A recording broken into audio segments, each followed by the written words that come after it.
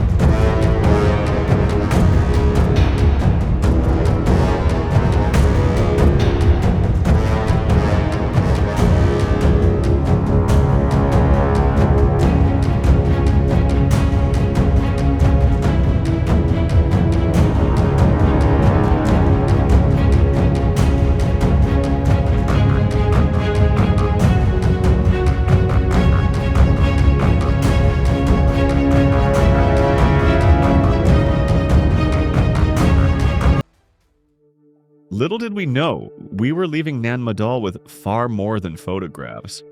That night, back at the hotel, we were both exhausted.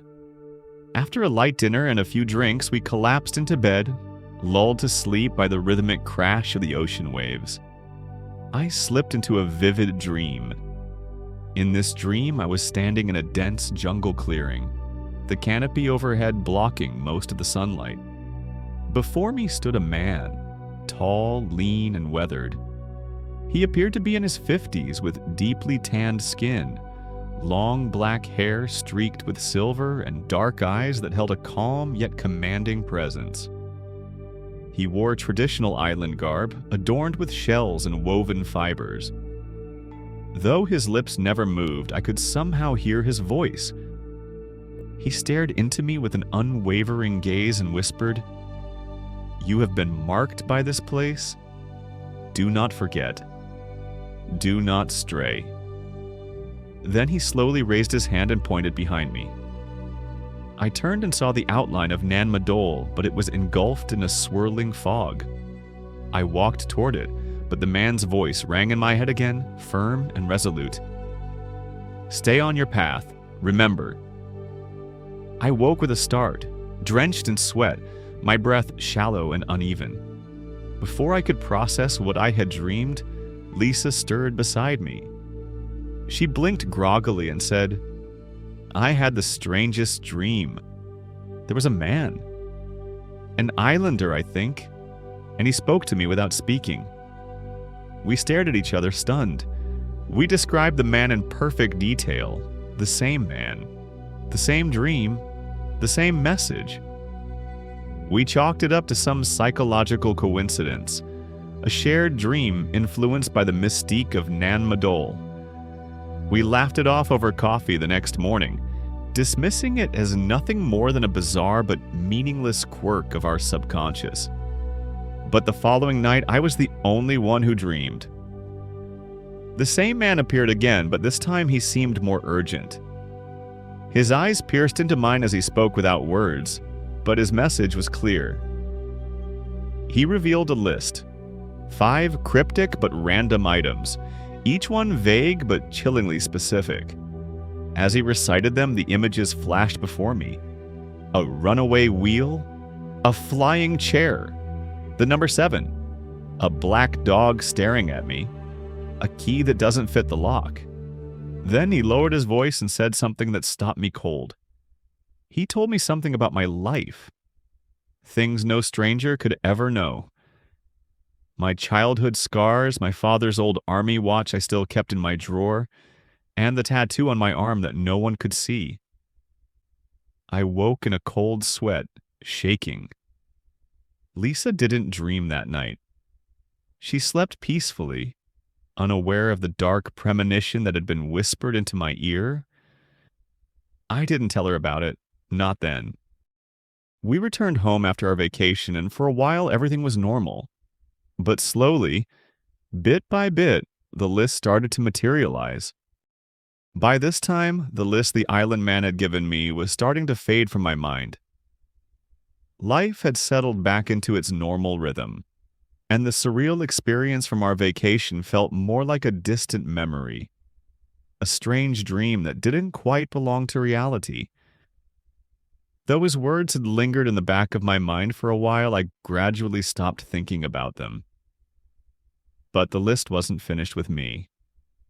About 3 months after we returned, I was driving down the road, lost in my own thoughts, when I heard a sharp, metallic clatter, a loud snap, followed by the unmistakable sound of grinding steel. My heart jolted. Up ahead, a small 4-door car suddenly lurched to one side. Its rear right wheel had come loose, wobbling free before breaking away completely.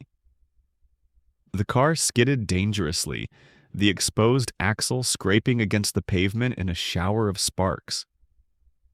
The runaway wheel tumbled wildly across the road, bouncing high into the air before veering into the opposite lane. I barely had time to react. A sickening instinct gripped my chest, and before I could process what was happening, my foot slammed the brakes. My car half spun across the road, veering into the oncoming lane before jerking to a stop. My pulse pounded as I gripped the wheel, breath heavy, watching the other driver struggle to regain control. Miraculously, they managed to steer their crippled vehicle onto the shoulder before disaster struck. Thank God they're safe. Nobody's hurt. I got out of my car and offered to help, but the driver was a lady and she said she'll wait for her husband. I got back into my car and took off. As I drove, a thought gnawed at me. This was definitely one of the island man's cryptic warnings. My mind raced back with chilling clarity. Something about losing control. At the time, it had seemed too abstract to mean anything, and I had brushed it off as a strange metaphor. But now, watching that wheel vanish into the distance, I knew this wasn't a coincidence. My throat tightened. This was real.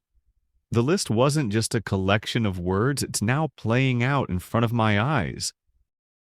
About 2 months after the broken chain incident, I was driving on a highway, trailing behind a black pickup truck loaded with debris, scrap metal, broken wood, and random junk. I wouldn't have thought twice about it on any other day.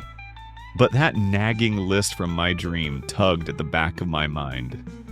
I remember the image, the wooden chair from the list. My knuckles tightened on the steering wheel. Something didn't feel right. Then it happened.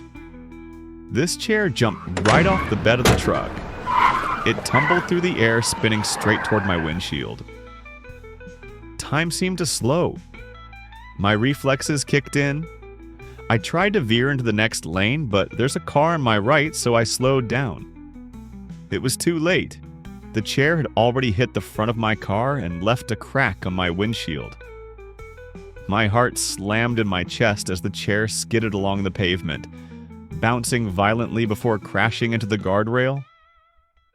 If I hadn't slowed down, it would have struck me head on.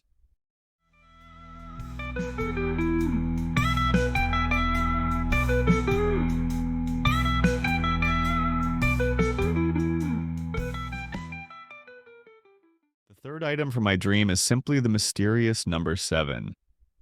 As time passed, it held no meaning. It felt random, a dead end. Then one day, while cleaning out the attic, I found something that jolted my memory. Tucked away in an old shoebox was a tarnished coin my grandfather had once given me, a keepsake from his travels. I hadn't seen it in years. I turned it over in my hand, and my breath caught. I froze. 7? You'll know it when you see it. The man's words from my dream echoed in my mind, but it wasn't the number itself that sent a chill down my spine. It was the inscription below it. 7 for protection. I had never paid attention to those words before, but after everything that had happened, the chain, the scrap metal, and the eerie accuracy of the list, the engraving suddenly seemed significant. Maybe it was a coincidence, or maybe the 7 was meant to be a symbol of caution, a reminder to stay aware. Either way, I kept the coin in my wallet from that day on. As of today, there are still 2 warnings left, and they haven't happened yet. I still keep an eye out for the black dog and the key that doesn't fit. I don't know what they mean or when they'll appear, but the list keeps me cautious, reminding me that some things, some ancient forces, leave an indelible mark. To this day, I carry the memory of that man. His voice still echoes in my dreams from time to time. When I come dance, finto konjen fars fars. Nga ke sulie, ishe sunsen. Nga ke sulie, konjak win. Fincha komen sha, esami.